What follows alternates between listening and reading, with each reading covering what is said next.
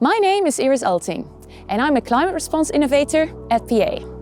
Today we're at PA's Global Innovation Technology Center, which is home to over 300 scientists, engineers and industrial designers. We're going to talk about a rapidly evolving new technology which has taken carbon dioxide out of the air. It's called DAC, which is short for direct air capture. Let's see how it works.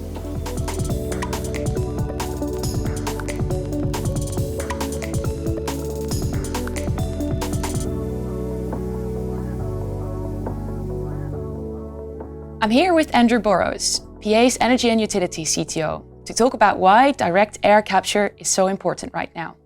Hi Andrew, can you tell us a little bit more about the challenges that we're facing today? DAC is still at quite an early stage of technology development, maturity. It is commercial, but the cost per tonne of carbon captured is still relatively high at around about $800 per tonne. The cost of carbon capture using DAC needs to come down to around $150 per tonne, and at that rate it will scale rapidly. To achieve that, the technology needs to be developed, and the industry is working hard to reduce the levelized cost of carbon captured. Thank you so much, Andrew. And can you tell us a little bit more about what PA's involvement is in this? We are working at the cutting edge of the technology development. We have scientists and engineers who are developing the new technologies. We're supporting our customers in accelerating their technologies. So that's really the pioneering area which underpins the work that we're doing across policy and markets and with our investors as well. Thank you so much, Andrew. We are now going to talk to some colleagues to explain how the DAC technology actually works. Here we are at one of PA's science labs, where we're going to talk with Hector Fraser, a materials chemist and expert in carbon capture technologies. Hi Hector, can you tell us a little bit more about the science of DAC? The big challenge with DAC is the concentration of CO2 in the air. For every million molecules of gas in dry air, only 420 are actually CO2. So the low concentration of CO2 in the air actually creates quite a significant technical challenge for capturing it. The chemistry that you use to capture it therefore needs to react very strongly with the CO2, and then it needs to react strongly and quickly with it to take it out of the air. So there's a number of approaches that are being worked on to do this, and the three general classes would be solid systems, liquid systems and electrochemical systems, and these three types of technology are all at varying levels of maturity. So could you maybe tell us a little bit more about what these three different technologies mean? Yeah, of course. The first one, liquid systems, are probably the most mature. They've been around for the longest and have traditionally been used in point source carbon capture. They employ a sorbent, so a chemistry that reacts with the CO2, dissolved into a solvent, so it's in a liquid. And then you use that liquid to then regenerate the CO2, generally by heating it is the most common way to regenerate it. For solid systems, they're quite similar, but at the front end of the system, you're moving air over a solid chemistry, whether that is one chemistry or a coating on a solid support. In the back end of the system, you heat it or apply a vacuum to remove that CO2 off and concentrate it. The final class of technology is electrochemical, as mentioned before, and in those you're using a direct electric current. So you're applying the electric current directly to a cell system and using that to both capture the CO2 at one side and regenerate it at the other side. Often using a membrane in the middle in order to help separate the compounds that you're generating.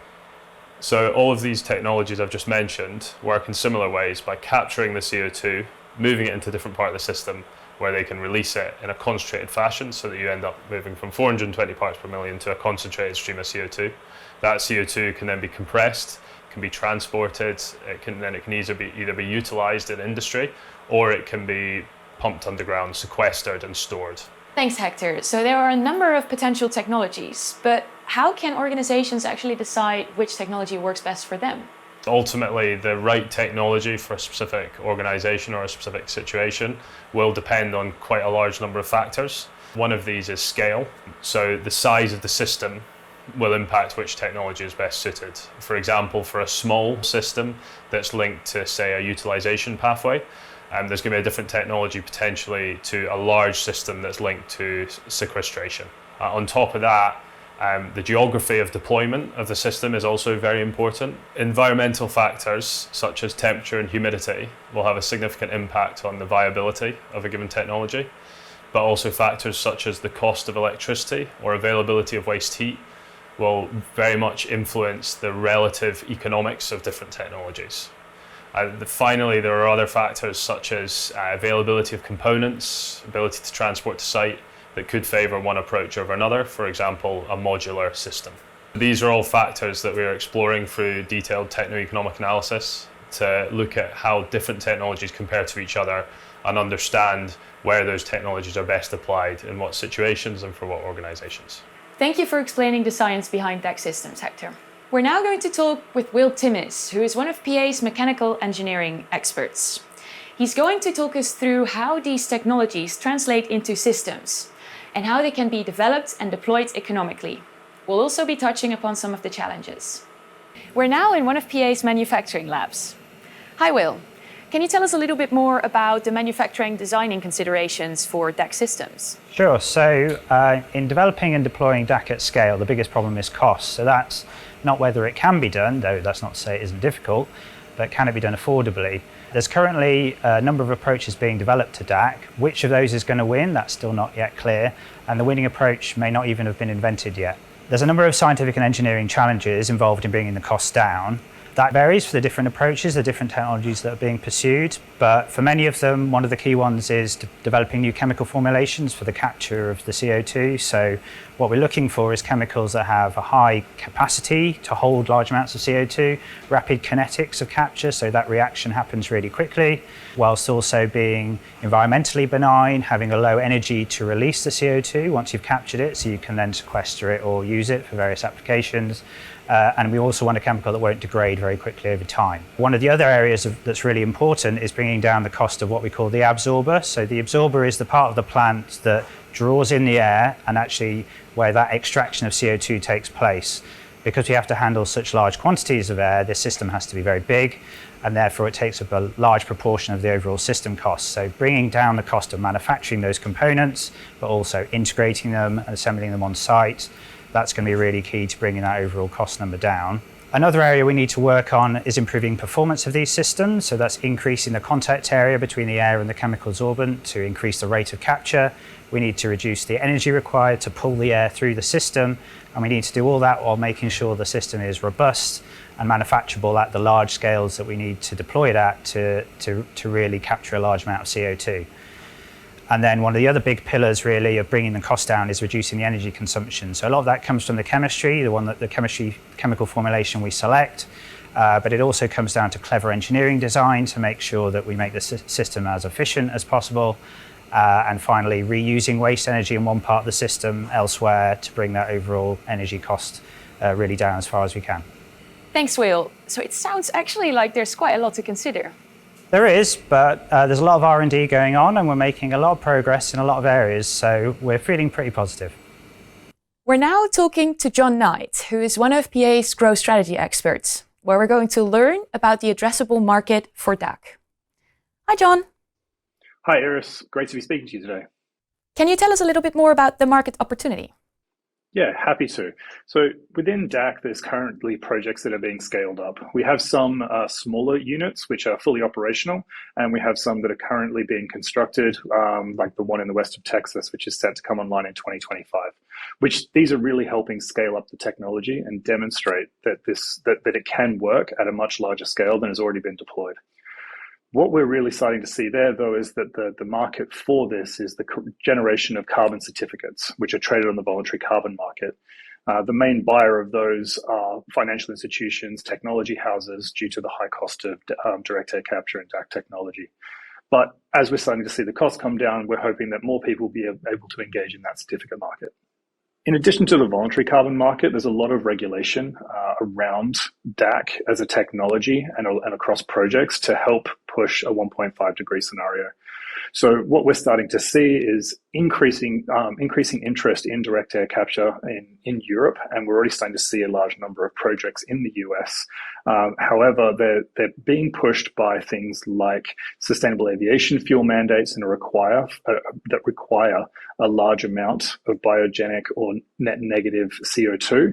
And what we need to see pushing beyond the regulation is movement away from just memorandums of understanding into long-term offtake contracts, both for the fuel and for the CO2 sources. The Inflation Reduction Act in America helps direct air carbon capture projects by generating tax credits under the 45Q tax regime. Beyond that, we're starting to see huge amounts of movement in the regulatory space for carbon dioxide removals, or CDRs. In Sweden, they have a reverse auction, which will be taking place soon. Norway's having a very similar conversation around subsidizing direct air capture and carbon removals across a number of technologies. EU in general is bringing it into legislation, and countries like New Zealand have already made it a part of their overall net zero strategy. There is still a lot more movement required, though, from policymakers to bring carbon dioxide removals into policy so that we as a global community do hit a 1.5 degree pathway. In the latest IEA report for 2023, they indicate that CDRs and direct air capture will be increasingly required. Regulation, especially in developed countries, is going to have to move at pace to ensure these projects can be deployed quickly, put into operation, and operated into the longer term. Thank you so much, John. Thank you, Iris. It was great to speak to you today. We're now back with Andrew. Andrew, what does the future hold for this exciting technology?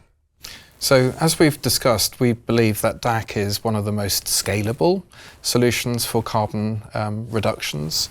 It is one of the most permanent solutions for carbon reductions.